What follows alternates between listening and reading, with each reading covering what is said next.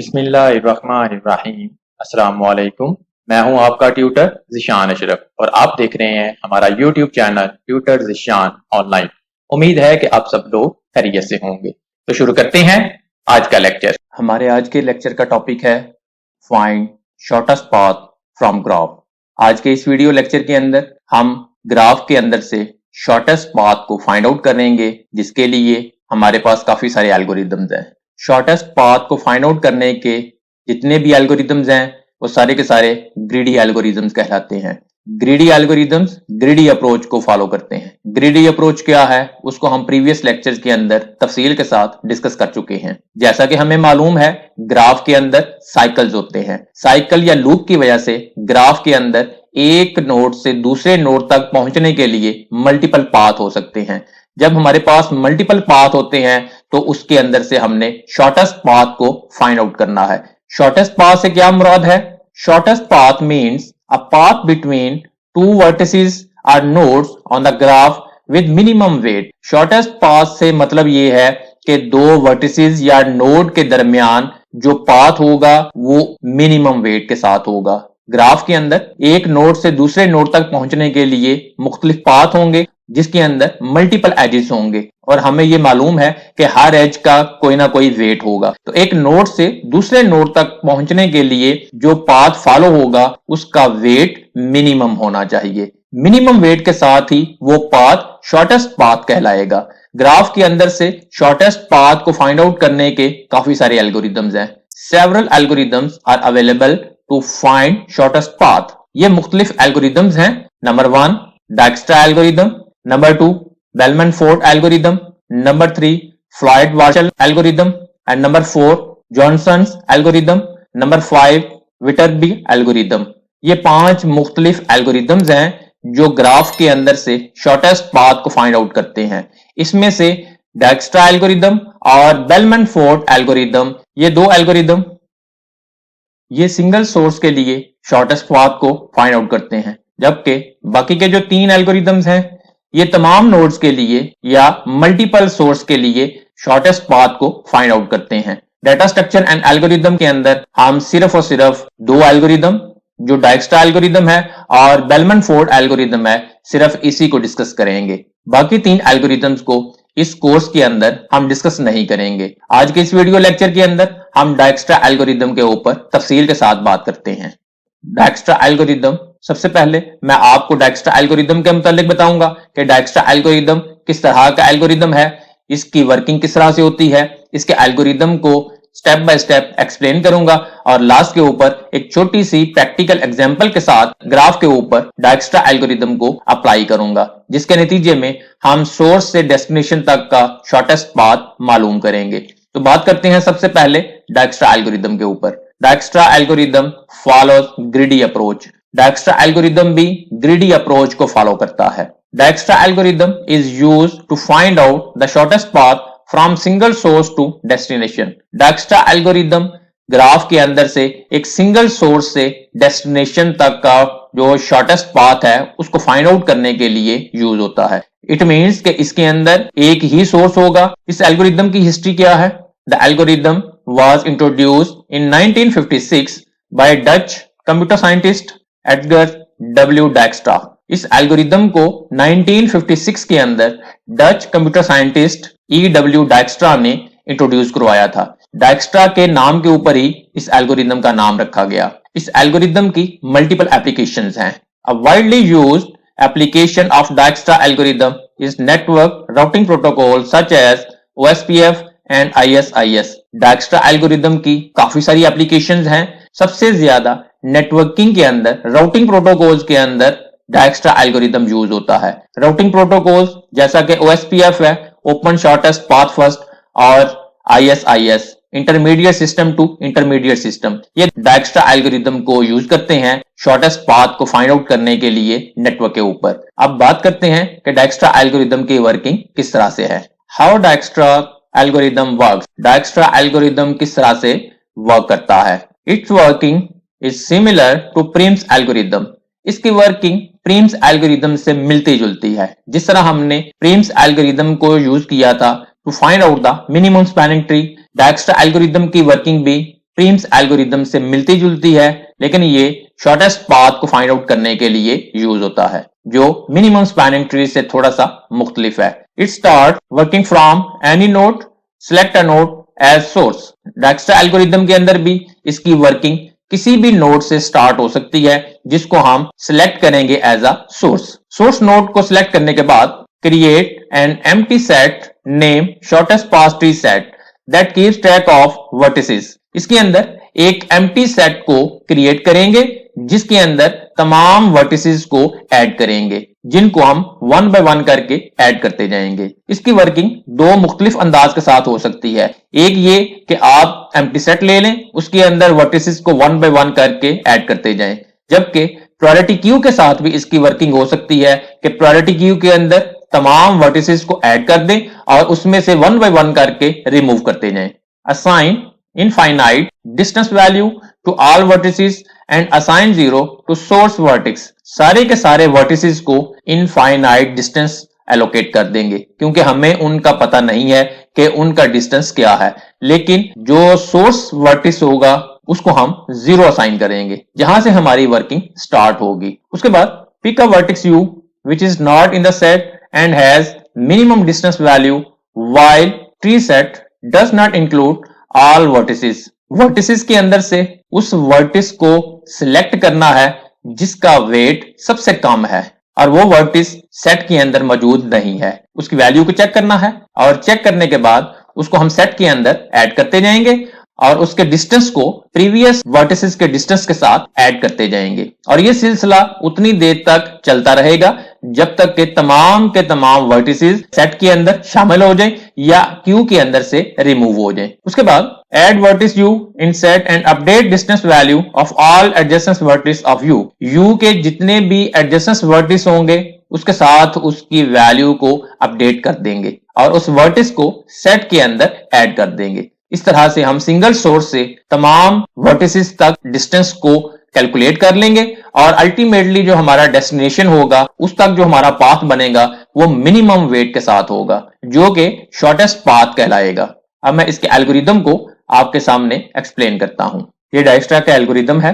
Function का name डाइक्स्ट्रा है, जिसके अंदर दो पैरामीटर पास हो रहे हैं, एक उसके अंदर g ग्राफ और दूसरा उसके अंदर s सोर्स नोड। फंक्शन की description to find shortest path है। स्टेप 1 के ऊपर एक प्रायोरिटी क्यू को इनिशियलाइज करवाएं और उसको जितने भी वर्टिसेस हैं वो असाइन कर दें। उसके बाद स्टेप 2 के ऊपर फॉर लूप लगाएं, जिसके अंदर हर एक वर्टिस को चेक करें जो क्यू के अंदर बिलोंग करता है। स्टेप 3 के ऊपर वर्टिस के डिस्टेंस को एम्प्टी कर दें। स्टेप 4 के ऊपर p ऑफ v को नल करते हैं। उसके बाद स्टेप 5 के ऊपर डिस्टेंस ऑफ s को असाइन करें 0।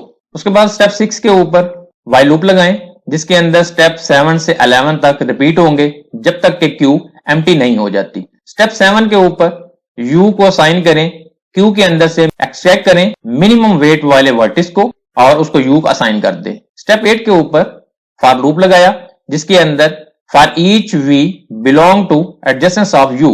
स्टेप 9 के ऊपर इफ कंडीशन है, अगर ये कंडीशन ट्रू है स्टेप 10 के ऊपर डिस्टेंस को सेट करें। स्टेप 11 के ऊपर प्रीवियस ऑफ v को असाइन करें u और स्टेप 12 के ऊपर q के अंदर से v को डिक्रीज करते हैं। ये डाइक्स्ट्रा एल्गोरिदम है, आप इसको किसी भी लैंग्वेज के अंदर इंप्लीमेंट कर सकते हैं। अब मैं एक छोटी सी प्रैक्टिकल एग्जांपल के साथ डाइक्स्ट्रा एल्गोरिदम को ग्राफ के ऊपर अप्लाई करता हूं। Practical example of Dijkstra algorithm. ये डाइक्स्ट्रा एल्गोरिदम की प्रैक्टिकल एग्जांपल है। लेट्स सपोज ये हमारे सामने एक ग्राफ मौजूद है जिसके ऊपर हमने डाइक्स्ट्रा एल्गोरिदम को अप्लाई करना है शॉर्टेस्ट पाथ को फाइंड आउट करने के लिए। ये कनेक्टेड, अनडायरेक्टेड और वेटेड ग्राफ है जिसके अंदर साइकिल्स मौजूद हैं। इसके अंदर हमारी जो स्टार्ट पोजीशन है वो ए है। ए से हमने अपनी वर्किंग को स्टार्ट करना है और हमने वन बाय वन करके तमाम वर्टिसेस को कवर करते हुए हम एच तक पहुंचेंगे और एच तक हमारा जो पाथ होगा वो शॉर्टेस्ट पाथ होना चाहिए। Shortest path in a sense कि उसके अंदर उसका जो वेट हो वो मिनिमम हो। इसकी वर्किंग स्टार्ट करते हैं। इसकी वर्किंग हम प्रायोरिटी क्यू के साथ करेंगे। हम एक क्यू लेते हैं जिसका नाम हमने क्यू रख दिया, जिसके अंदर जितने भी वर्टिसेस हैं उनको ऐड कर लेंगे। ये हमारे पास क्यू आ गई जिसके अंदर सारे के सारे वर्टिसेस इंक्लूड हैं। उसके बाद हमने एक डिस्टेंस का सेट बनाना है जिसके अंदर सोर्स से हर एक नोड का डिस्टेंस कैलकुलेट करेंगे। ये हमारे सामने डिस्टेंस का एक टेबल है जिसके अंदर जितने भी वर्टिसेस हैं उनको हमने ऐड किया है और उनका डिस्टेंस कैलकुलेट करना है। हमें किसी भी वर्टिस का डिस्टेंस मालूम नहीं है सिवाय सोर्स नोड के। सोर्स नोड का डिस्टेंस 0 है, जबकि बाकी जितने भी नोड्स हैं उनको इंफिनिटी असाइन कर दिया क्योंकि उनको अभी हमने फाइंड आउट करना है।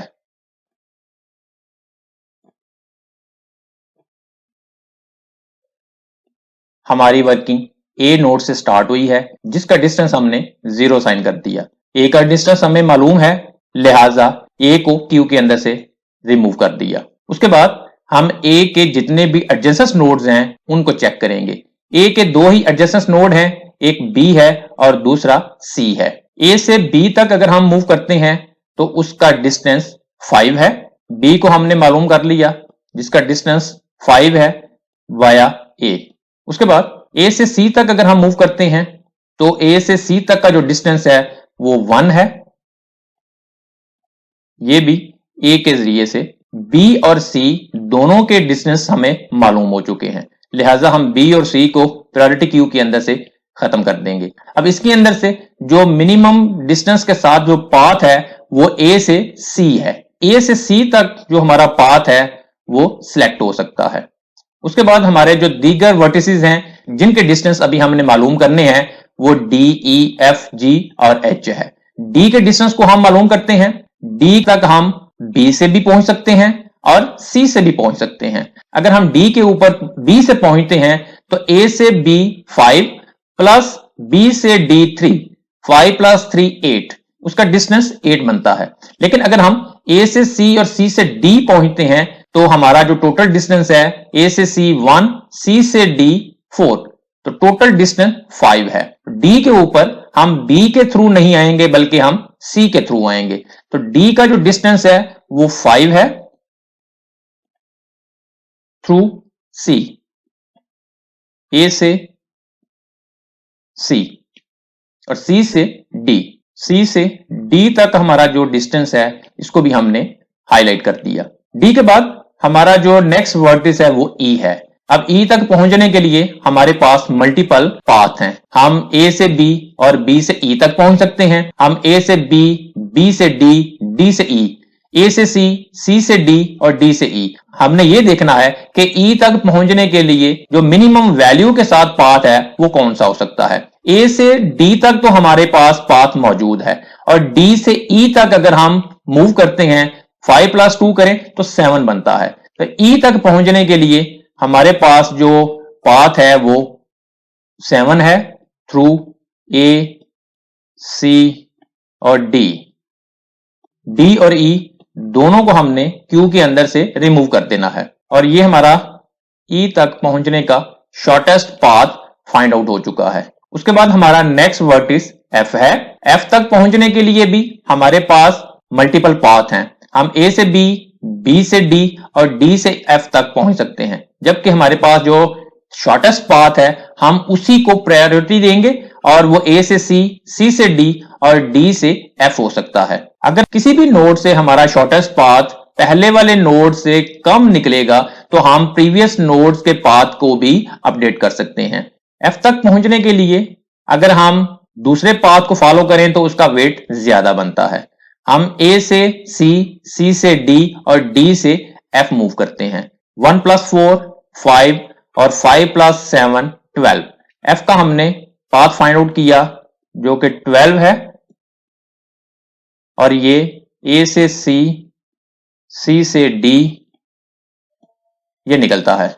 एफ के डिस्टेंस को भी हमने मालूम कर लिया, लिहाजा हम उसको भी क्यू के अंदर से रिमूव कर देंगे।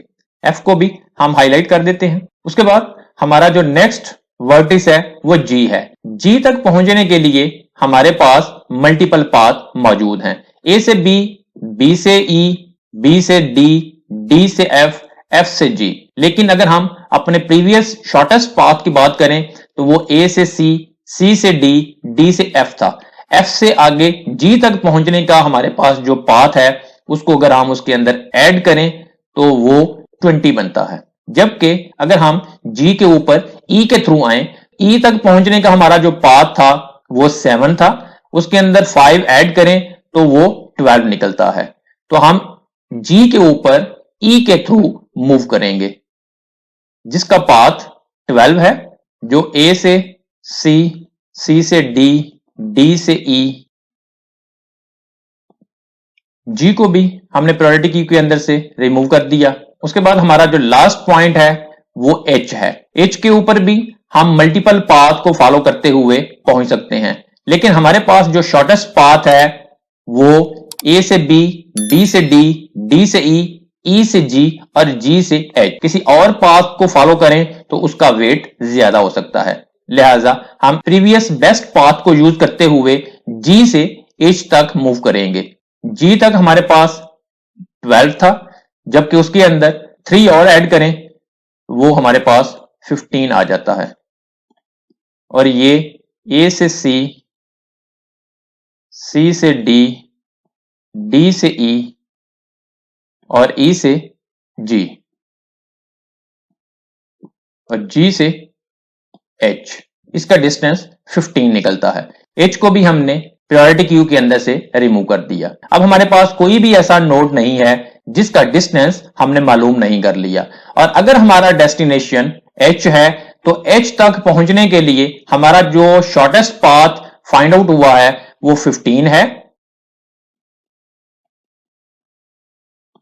और उसका जो पाथ बनता है वो ए, सी, डी, ई और जी है।